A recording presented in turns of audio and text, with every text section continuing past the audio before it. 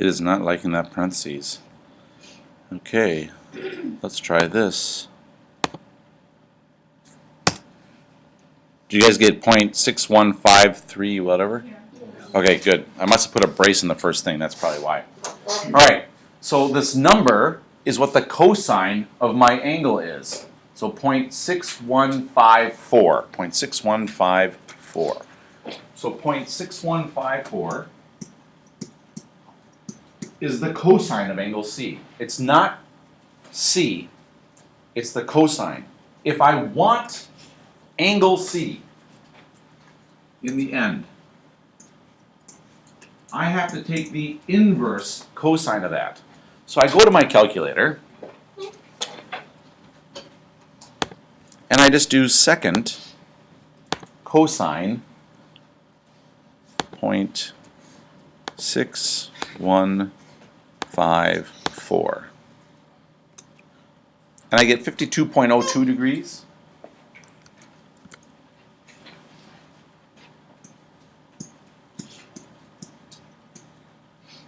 So the big idea in number 2, number 1 and number 2 are the only two things that can happen with the law of cosines. The first one was an example of where you're looking for a side, and in the end you're going to square root.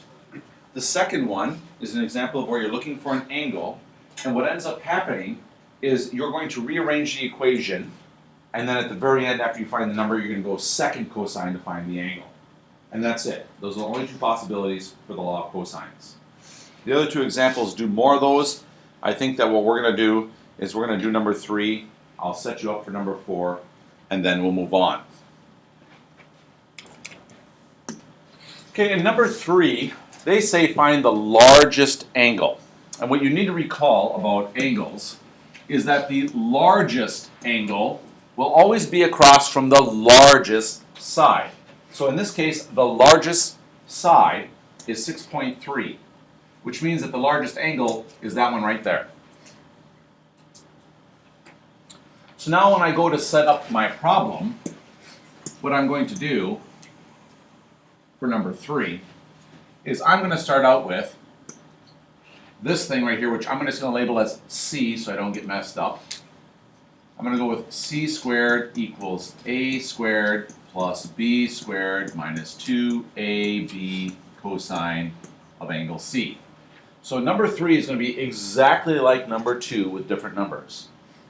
The C side is 6.3, so I go 6.3 squared equals, and the other two sides don't matter. So 3.9 squared plus 5.4 squared minus 2 times 3.9 times 5.4 times the cosine of C. So here's the setup. This one works exactly like number 2. I'm going to give you a couple minutes. I want you to try and see if you can find the answer. In number 3, your final answer when you get done should be that angle C is equal to 83.62 degrees. If you didn't get that, most likely you forgot parentheses when you were dividing to get the cosine of the angle.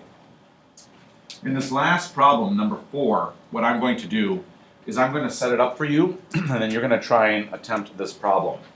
There are some strategies. There's a lot of stuff going on in this problem, so I'm going to take it piece by piece. The first thing that I notice is that they're asking me to find the side called AC. So that's this side right here. And what I notice is if I'm looking for that side, this means that I'm working with this pink triangle right here. And if I set up my equation to do that, I see that I have two sides and the angle in between, which means I know I'm using the law of cosines. And I don't want to use single letters to name that thing, so I'm just going to call it AC, because that's what I'm looking for. So if I'm going to use an equation, this is what I would do. I would say that AC, that side squared, equals the other side's squared, which would be 38 squared plus 47 squared minus 2 times 38 times 47 times the cosine of 135 degrees. And that's the equation set up for finding AC. The solution, if you're looking for AC, which I'll write off to the side here so you can see it, when you get done, you should find out that AC is equal to 78.61 meters. You can do that on your own, but I want to show you the setup and how you would approach it. Okay, second problem is to find AD. If I'm looking for AD, that's this segment right here, which means I'm looking inside this triangle down below. If I set that up, again, I'm going to use the letters AD instead of some small letter. That means I would set it up as AD squared, which is the one side I'm looking for, equals the other two squared, so 43 squared plus 37 squared minus 2 times 43 times 37 times the cosine of the included angle, which in this case is 125 degrees. Make sure you're in the degree mode. If I solve that, in the end, I find out that my AD side will be equal to 71.01 meters. And again, I'll let you solve that on your own to make sure that you're doing this correctly. So here are two sides that we're looking for, just like problem number 1 in our example. Okay, now this last part is super tricky. If you can get letter C, that's pretty fantastic. In letter C, they're asking for angle D. Now you have to have a triangle in order to make this work for you. So this very last one, what they're asking for is they're asking for this angle D right here. The problem is angle D is actually made up of two pieces. One piece is the angle down here, which I'm going to call angle 1. And the second piece is this part right here, which is called angle 2. Let's talk about angle 1 first. If I'm looking at angle 1,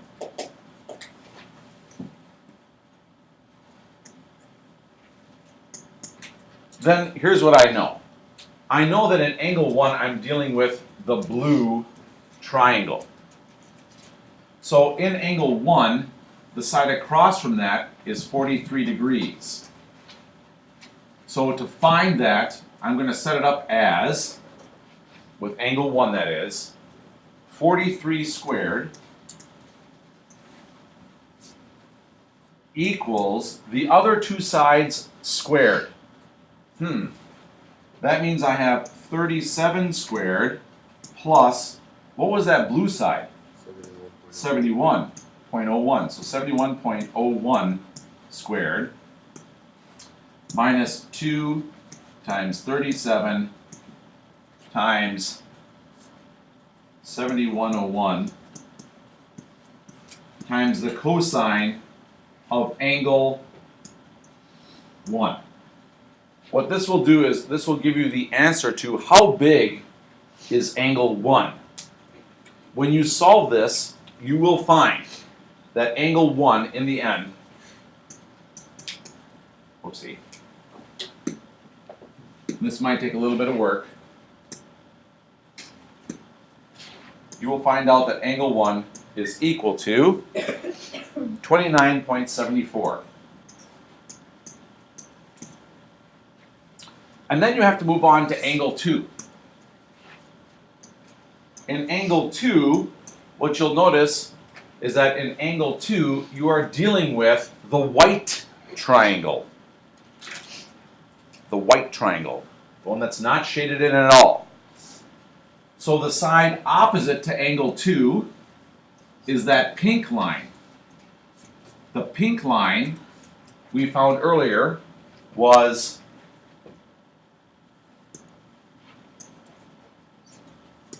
78.61.